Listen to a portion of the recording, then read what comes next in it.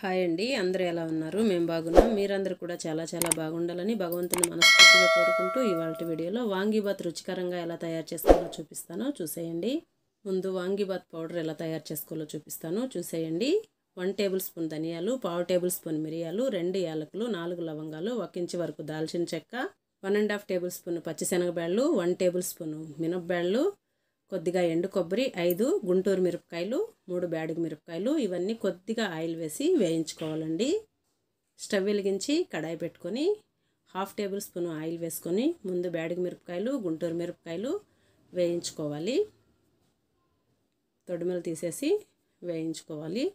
తుంచి కూడా వేసి వేయించుకోవచ్చు. అది కొద్దిగా వేగిన తర్వాత మిరియాలు, ధనియాలు వేసి వేయించుకోవాలండి. సన్న సెగ పైన మంచి సువాసన వచ్చే వరకు వేయించుకోవాలి. హై ఫ్లేమ్లో వేయించుకున్నట్లయితే మాడిపోతాయి, రుచి అయితే అంత బాగోదు. ఈ విధంగా కలుపుకుంటూ వేయించుకోవాలి. ఇది కొద్దిగా వేగిన తర్వాత ఇప్పుడు మినపబ్యాళ్ళు, శనగబ్యాళ్ళు, అందులోనే దాల్చిన చెక్క, లవంగాలు, యాలకులు కూడా వేసేసి మంచి సువాసన వచ్చే వరకు వేయించుకోవాలి. సన్న సెగ పైన వేగితేనే మనకి రుచి బాగుంటుందండి. ఇవన్నీ వేగిన తర్వాత ఎండు కొబ్బరి కూడా సన్న ముక్కలుగా కట్ చేసి అయినా వేయించుకోవచ్చు, లేదా తురుము బట్టైనా మనము వేయించుకోవాలండి. చూసారు కదా, మొత్తం కలిపైనా వేయించుకోవచ్చు, లేదా ఒకదాని తర్వాత ఒకటి వేసి వేయించుకున్నా సరిపోతుంది. ఇలా వేగితే మనం వేయించుకున్న దినుసులన్నీ సమానంగా వేగి రుచి అయితే బాగుంటుంది. ఇప్పుడు వెజిటబుల్స్ అన్నీ కట్ చేసి పెట్టుకుందాము. వాంగీబాత్కి వేసే పచ్చగా ఉండే వంకాయలు 2 కట్ చేసి ఉప్పు వేసి నీళ్ళల్లో వేసుకుంటే మనకి కరునెక్కకుండా ఉంటాయి. 10 బీన్స్, 2 పెద్ద సైజు క్యారెట్, కొద్దిగా పచ్చి బఠానీ కూడా శుభ్రంగా కడిగి ఒలిచి పక్కన పెట్టేశానండి. ఈలోపు మనం ముందుగా వేయించుకున్న దినుసులన్నీ కూడా పూర్తిగా చల్లారిపోయాయి. గ్రైండ్ చేసేసుకుందాము. గ్రైండ్ చేసి పౌడర్ అయితే పక్కన పెట్టేసుకుందాము. నేను 1 గ్లాస్ రైస్కి చేస్తున్నాను. రైస్ కూడా కుక్కర్లో పెట్టేశాను, ప్రెషర్ కూడా పోయింది. ఇప్పుడు స్టవ్ వెలిగించి మనం ఇందాక దినుసులన్నీ వేయించుకున్న కడాయిలోనే 2 టేబుల్ స్పూన్ల ఆయిల్ వేసుకొని, ఆయిల్ వేడెక్కిన తర్వాత 1 టేబుల్ స్పూను ఆవాలు వేసుకొని, ఆవాలు చిటపటలాడిన తర్వాత ఇంకా జీలకర్ర ఏమీ వేయని అవసరం లేదండి, వట్టి ఆవాలు వేసుకుంటే సరిపోతుంది. మీరు వేరుశనగ విత్తనాలు కావాలంటే వేసుకొని తాలింపు వేసుకోవచ్చు.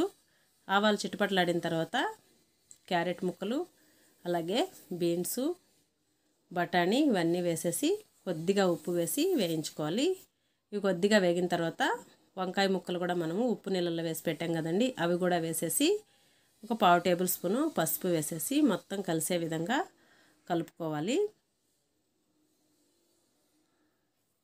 చక్కగా వేగుతున్నాయండి. ఇప్పుడు ఇందులో 1/4 టేబుల్ స్పూను పసుపు వేసేసుకుందాము.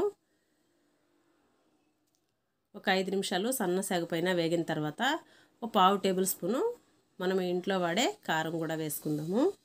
బాగుంటుందండి ఫ్లేవరు ఇలా చేయడం వల్ల.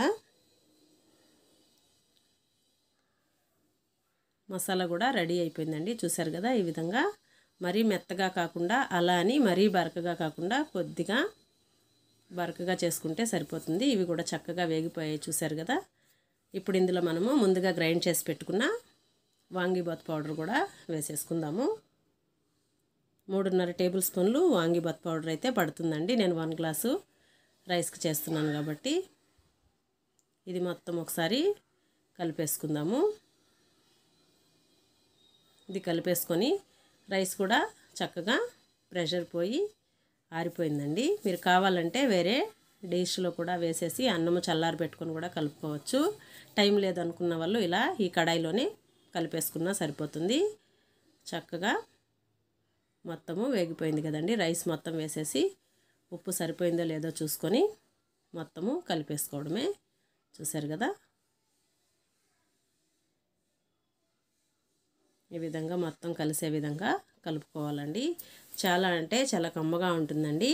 లంచ్ బాక్స్కి కానీ లేదా ఉదయం బ్రేక్ఫాస్ట్కి కానీ చాలా బాగుంటుంది పిల్లలకు కూడా.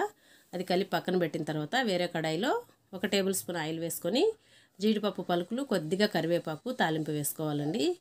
మీరు కావాలంటే జీడిపప్పు ప్లేస్లో వేరుశనగ విత్తనాలు, ఇందాక చెప్పినట్టు వేరుశనగ విత్తనాలు కూడా వేసుకోవచ్చు. ఇలా చేస్తే మనకి వాంగీబాత్ అయితే చాలా అంటే చాలా కమ్మగా ఉంటుందండి.